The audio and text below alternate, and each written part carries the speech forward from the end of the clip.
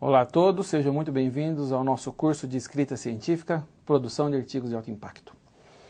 Como vocês já nos acompanham desde a primeira videoaula, esse curso é dividido em 8 módulos e 2 grandes partes. Uma parte de estrutura de um artigo científico, que vão dos módulos 1 ao módulo 4, e uma segunda parte, referente às questões de estilo e linguagem de um artigo científico regular. Hoje a gente inicia o nosso módulo 3 e a gente vai falar de uma importante seção de um artigo científico regular, que é a seção de introdução.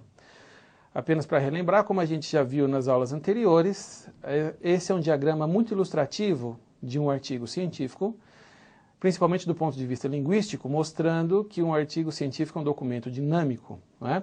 Ele tem um movimento de ideias, né? Um fluxo de ideias muito bem definido, permeando aí por todas as seções. Então, ele tem esse formato bastante acinturado, digamos assim, mostrando que as informações vão de termos mais gerais, passa por informações mais específicas, até chegar ao final do documento e retomar um caráter um pouco mais geral, né? Esse é o formato, então, bastante apropriado para a gente ilustrar um artigo científico regular. Então, acho que a gente pode começar com a nossa aula de hoje, falando sobre a seção de introdução. A seção de introdução é uma seção bastante ilustrativa e muito importante num artigo científico, né? Ela tem uma função muito bem definida dentro desse documento do artigo científico, que é deixar o leitor, o mais expert na área ou menos expert na área, confortável, né, preparado para entender todos os aspectos relevantes desse artigo científico. A seção de introdução é geralmente uma seção não muito extensa, né? E a gente pode propor um modelo para a escrita de uma boa introdução, baseada em 4 partes, em 4 movimentos, né? Além disso, eu gosto sempre de analisar a seção de introdução de um artigo científico, principalmente nesses nossos cursos, para aqueles que estão iniciando nesse processo de escrita científica, em uma ótica que eu chamo de 3 dimensões, não é? Então eu gosto sempre de me referir à seção de introdução, na dimensão 1, a questão da informação. Que tipo de informação deve aparecer em uma boa seção de introdução de um artigo científico? A segunda dimensão, né, se refere ao fluxo dessas informações, né? Com qual tipo de informação eu começo a escrever essa seção de introdução e qual tipo de informação que deve aparecer no meio e no final de uma boa introdução. Então, esse fluxo de ideias é muito bem definido nessa seção de introdução. E tem uma terceira dimensão muito importante, talvez uma das mais relevantes aí nessa seção de introdução, que é a questão das citações, né? O processo de citação e referenciamento, que é um dos processos importantíssimos nesses documentos de escrita científica, que é o artigo científico, né? Na introdução, a gente é obrigado a lançar mão da literatura, de trabalhos anteriores, para conduzir o leitor, né, para que ele entenda e se sinta familiarizado com as novidades científicas que esse artigo científico vai introduzir nesse momento. E para isso a gente lança a mão da literatura nesse processo de citação e referenciamento. Certo? Muito bem. Vamos então começar a falar dessa primeira dimensão, que eu estou chamando de informação, e eu vou propor aqui uma estratégia de escrita para uma boa sessão de introdução, que pode ser útil em muitas áreas do conhecimento. É claro que você é obrigado a reconhecer quais os padrões de publicações, né, nas suas linhas de pesquisa, na sua grande área de pesquisa, e ver como que essa proposição nossa se aplica e se pode ser útil no seu caso ou não. Mas com certeza esse tipo de modelo, que é bastante básico, pode ser utilizado em várias áreas de pesquisa, em várias áreas do conhecimento, para a produção de boas sessões de introdução. Então vamos lá. O primeiro tipo de informação que deve aparecer numa boa sessão de introdução é a contextualização. Isso geralmente aparece nos primeiros parágrafos, e são aqueles parágrafos nos quais o autor, então, vai apresentar qual é o campo de pesquisa, qual é a grande área no qual o seu trabalho está inserido, e ele vai familiarizar o leitor com termos, expressões, jargões, metodologias e assim por diante. Então, nessa primeira parte da introdução, o autor vai introduzir a grande área na qual o seu trabalho está inserido e mostrar a importância dessa grande área. Como a gente tem feito até o momento, eu vou chamar agora alguns exemplos da literatura, daqueles que a gente considera bons artigos científicos, para poder, então, nos apoiar nesses artigos, exemplificando esse tipo de informação. Aqui tem um artigo da revista Analytical Chemistry, uma das melhores revistas na área de química analítica, e uma parte da introdução está sendo apresentada aqui, e a gente percebe, então, que no começo da introdução, os autores colocam a seguinte sentença: Concentration determination of analytes such as biomarker molecules and drug substances and their related compounds in biological matrices, termed as bioanalysis, is a critical part of drug discovery and development. Com essa sentença, o autor, então, está introduzindo qual é a grande área de pesquisa e, ao mesmo tempo, mostrando a relevância disso para a ciência, né? Então, é um exemplo clássico de um bom início de introdução. Vamos lá para outro exemplo, ainda falando da parte de contextualização. Aqui nós temos um outro artigo, né? De novo, vocês podem ler todo o texto com mais calma, mas eu vou apenas ler a sentença que está marcada em amarelo, né? Understanding user behavior is invaluable in order to deliver tailored content to the user, e assim por diante. Ou seja, o autor usa a expressão is invaluable in order to para mostrar a relevância da pesquisa que ele tem realizado, que ele vai reportar nesse artigo científico. Esse é o papel do início de uma introdução, esse é o tipo de informação que a gente espera encontrar no início de uma introdução. Contextualização, né? Mostrando a grande área e a relevância do estudo nessa grande área, certo? Continuando então com a introdução, nos próximos parágrafos o que a gente encontra com grande frequência é o gap, ou a lacuna. Então no primeiro parágrafo, digamos assim, ou nas primeiras sentenças, o autor mostra qual é a grande área e a relevância da grande área, que é a parte de contextualização, e logo em seguida o autor vai introduzir o gap, ou as lacunas dessa área. Ou seja, como a gente já viu na questão de abstracts, né, na escrita dos abstracts, nessa parte onde se menciona o gap, o autor vai colocar quais são as questões que ainda estão abertas, o que ainda não está bem entendido nessa área, o que ainda não está bem esclarecido, o que é controverso, não é? O que precisa de mais pesquisa para avançar na fronteira do conhecimento e assim por diante.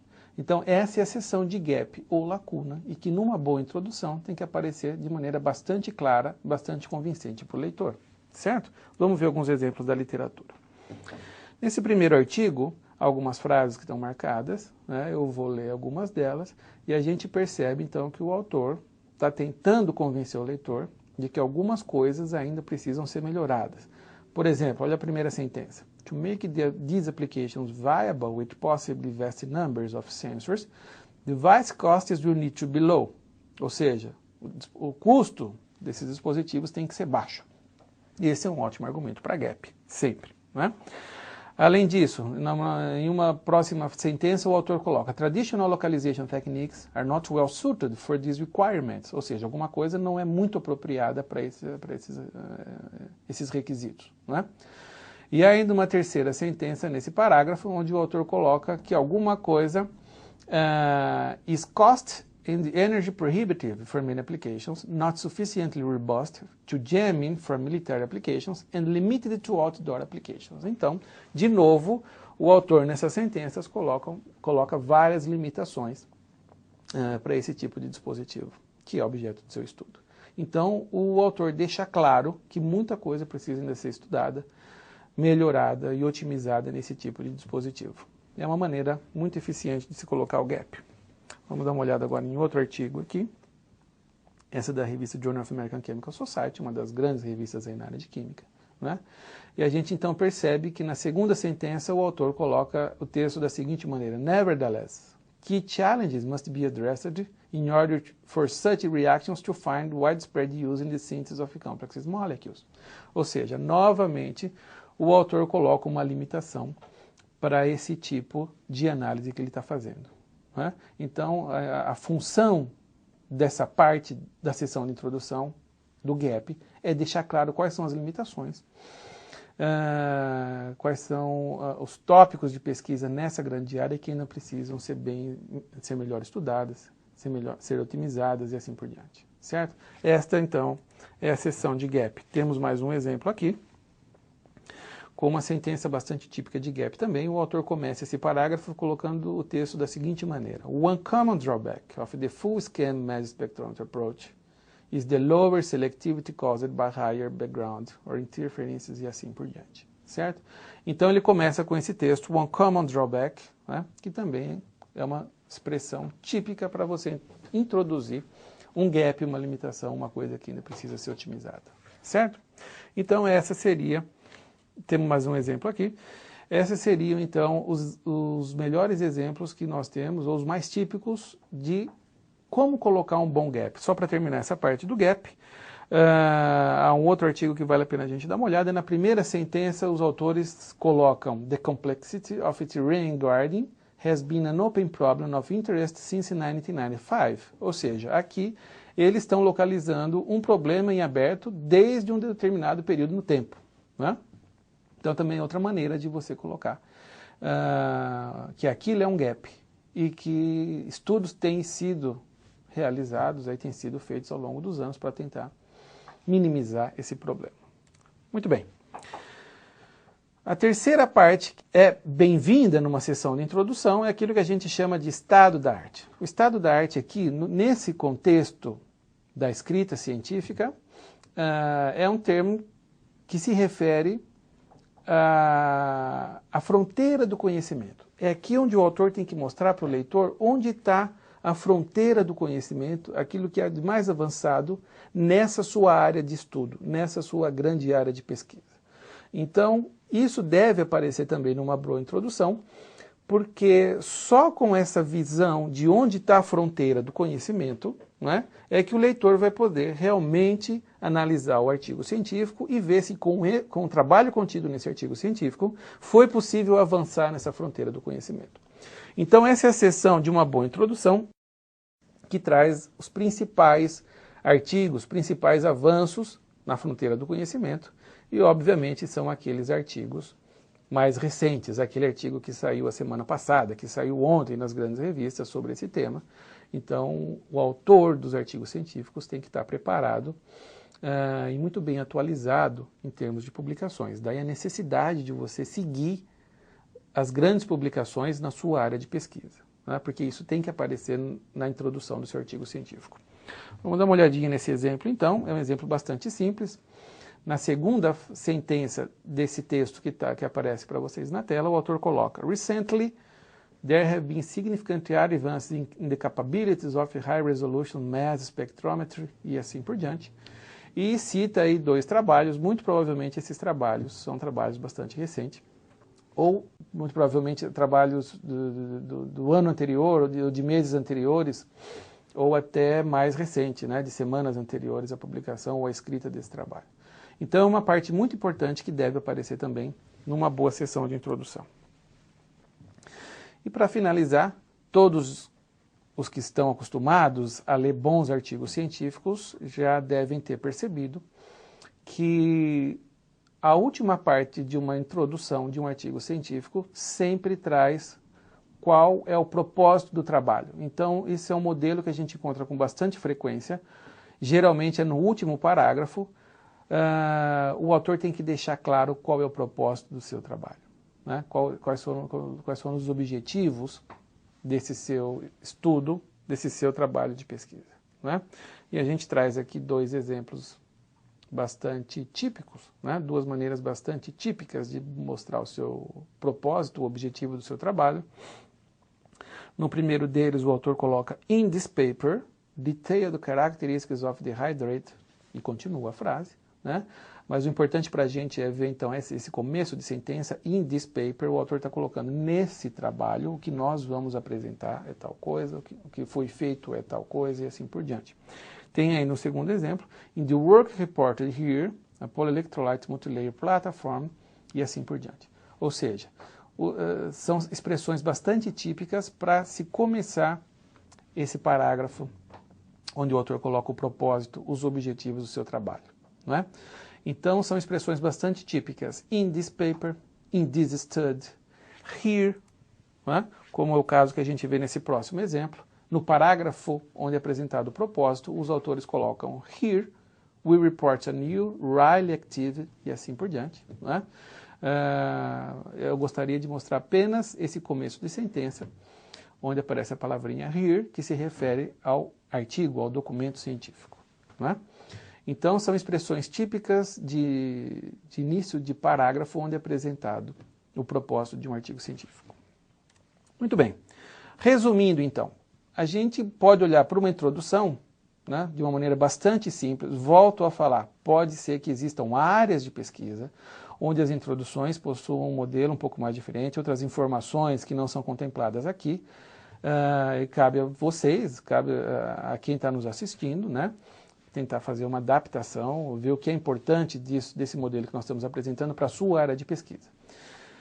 Na área de pesquisas onde nós estamos mais envolvidos, esse modelo aparece com grande frequência, né? E esse modelo está sumarizado aqui então nesse slide em 4 partes. Então, a primeira parte é de contextualização, onde o autor mostra para o leitor qual que é a grande área de pesquisa na qual seu trabalho está inserido e qual a importância dessa grande área, né? Definindo termos, metodologias, jargões e assim por diante.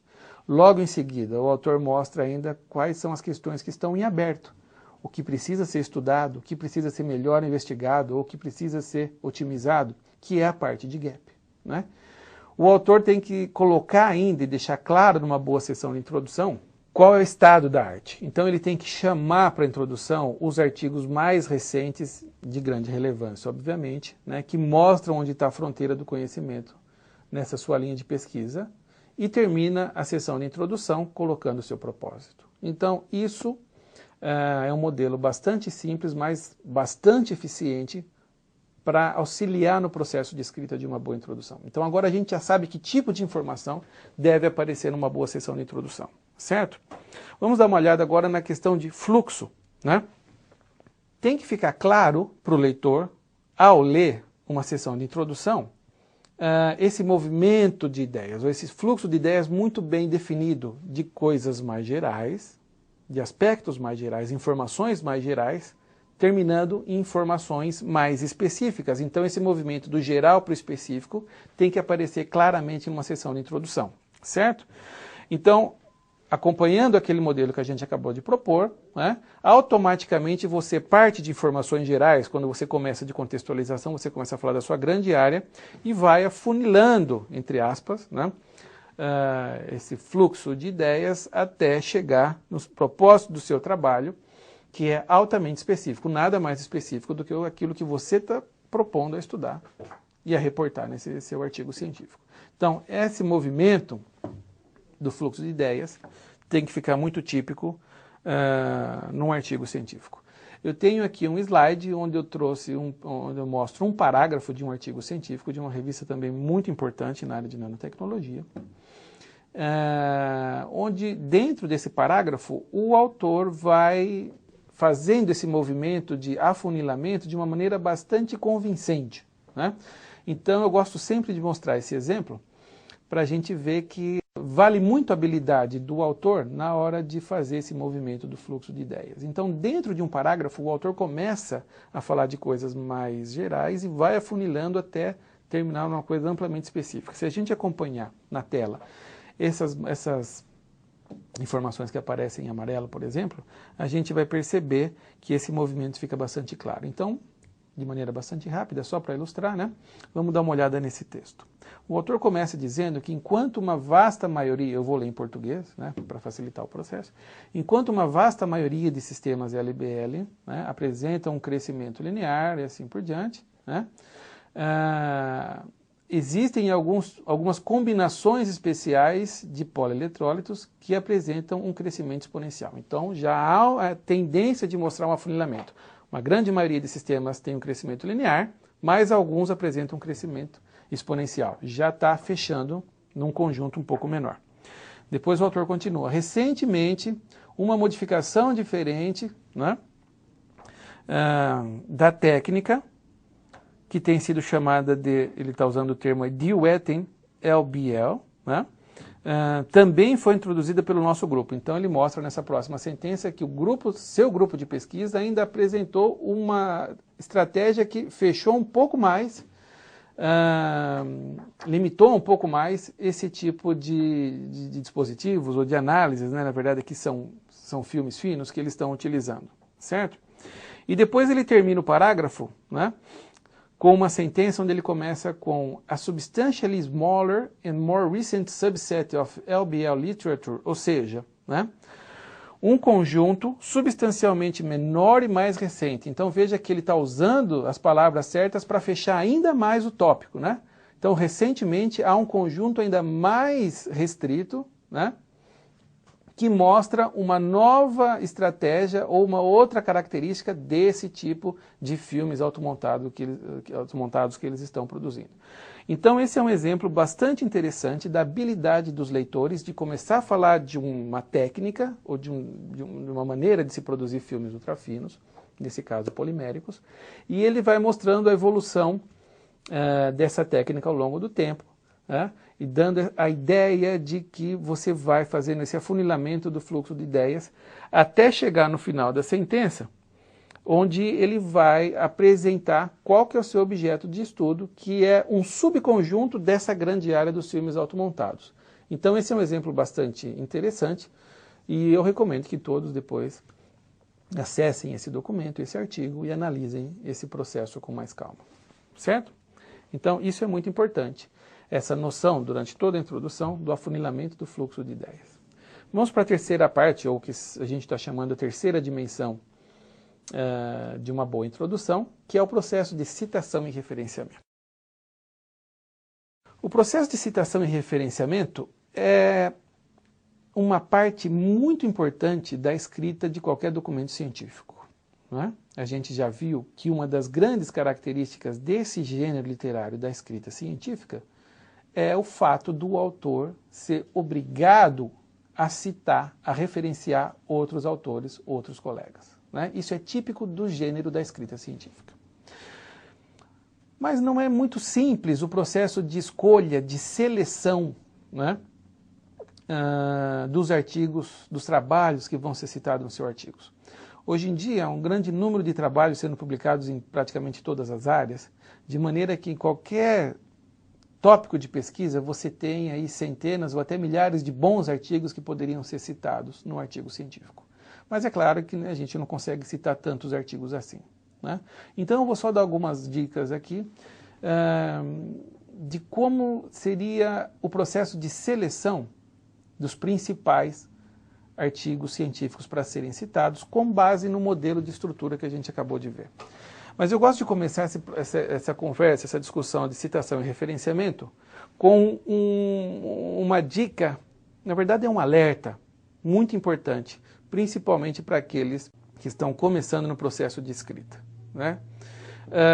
A gente vai retomar esse tema lá no final, na parte de estilo e de linguagem, mas eu vou aqui mencionar a problemática do reaproveitamento de texto, né? Nós temos visto cada vez mais evidências de reaproveitamento de texto, num contexto aí que muita gente chama de plágio de texto, texto de terceiros ou seu próprio texto. E isso é uma prática bastante inapropriada no processo de escrita científica, né? Então, para deixar claro de uma vez por todas, nós não reaproveitamos textos escritos por outras pessoas num artigo científico.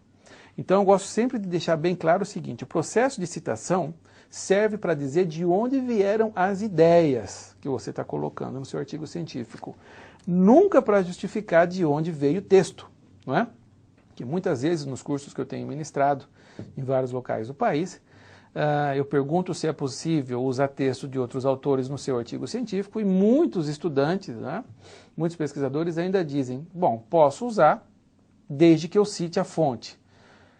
Não é o caso, né? E isso continua sendo plágio, certo? A não ser quando a gente usa aquele recurso linguístico, não é? De citação direta, onde o texto vem entre aspas. Então esse é um recurso linguístico, obviamente, onde você vai citar ipsis literis, né, aquilo que um outro autor escreveu. Por exemplo, na natureza nada se cria, nada se perde, tudo se transforma, entre aspas, Lavoisier. Então, esse é um recurso de citação direta que é previsto pela nossa língua portuguesa. Mas, e por outras línguas também, obviamente, né? Mas, com exceção desse recurso linguístico, não existe nenhuma outra situação na qual você vai reaproveitar o texto de um outro autor ou, eventualmente, do seu próprio texto que já tenha sido publicado. E isso pode ser considerado plágio de texto. Então, como que a gente faz? Nós temos, então, que, no processo de citação, citar outros autores, lendo seus artigos, entendendo qual é a ideia. Se você concorda com aquela ideia, quer trazer aquela informação, você traz a informação para o seu texto, escrita com suas próprias palavras, e cita a fonte, cita o autor. Então, esse é o processo, certo? Então, vamos lá. Como que a gente seleciona artigos científicos para o nosso processo de citação, principalmente na seção de introdução? Então, veja. Algumas dicas, né, que podem ser bastante úteis, né, nesse processo de seleção. Em muitas áreas, talvez valha a pena a gente citar quais foram aqueles trabalhos pioneiros que deram origem a essa área na qual o seu trabalho está inserido hoje, certo? Então, é aquilo que a gente chama de seminal papers. Principalmente nas partes de contextualização ou de gap de uma boa seção de introdução. Esses primeiros artigos que originaram essa área, essa técnica, talvez, né, possam ser citados. Por outro lado, na outra ponta, né, nós temos aqueles artigos mais recentes, aqueles artigos relacionados ao seu trabalho, à sua grande área de pesquisa, que foram publicados ontem, a semana passada, o mês passado, né? Eles são úteis para mostrar se ainda há lacunas a serem preenchidas, a serem estudadas, ou seja, o gap, mas principalmente para mostrar onde está o estado da arte, né? Então isso é muito importante, por exemplo, na parte da introdução onde a gente vai citar, vai nos referir ao estado da arte. E é lógico, entre esses dois extremos, os primeiros, os pioneiros da sua área de pesquisa, da sua linha de pesquisa, e os últimos, né, aqueles mais recentes, ainda existem ainda existem vários outros artigos que merecem ser destacados. E é claro, esse processo não é simples, né, mas cabe a você saber, nesse universo, quais foram os mais relevantes. Quais foram aqueles artigos que realmente tiveram um grande impacto para essa área, né? Um indicativo para essa escolha pode ser aqueles que foram publicados em grandes revistas, né? Por exemplo. Né? Então, esses artigos podem ser utilizados, por exemplo, na parte de relevância, motivação ou para mostrar a importância do seu trabalho. Então, vale a pena a gente dar uma olhada nessas três classes de artigos da literatura e cabe ao autor ter o discernimento de escolher os melhores artigos para compor essa sessão de introdução, certo? Muito bem, então já estamos chegando ao fim desse nosso terceiro módulo, onde eu falei de introdução de um artigo científico. E a exemplo do que a gente tem feito nos outros módulos, né? Aqui vai uma dica de estudo agora antes da próxima aula, certo?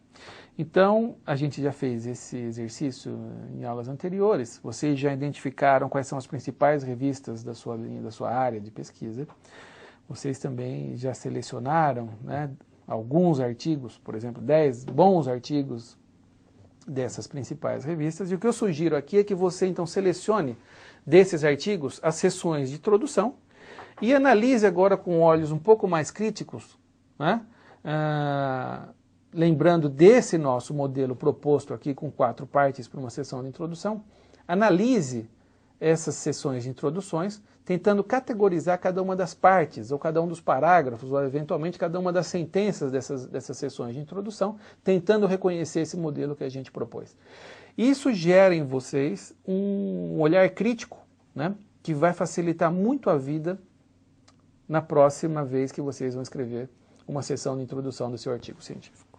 Bom, aqui são as fontes que nós utilizamos e eu termino essa nossa videoaula lembrando que esse é um curso em 8 módulos e todo o material, inclusive mais completo, né, está disponível nos sites aí para download, escritacientifica.com e nanomedicina.com.br. Nós mantemos 2 Twitters relacionados à escrita científica, escrever artigos e o writing papers, com informações, dicas, né, sobre escrita científica, de maneira que todo o material pode ser encontrado nesses sites. A gente termina por aqui esse terceiro módulo. Eu agradeço a audiência de todos vocês e espero encontrá-los aí no nosso próximo módulo, na nossa próxima videoaula. Muito obrigado.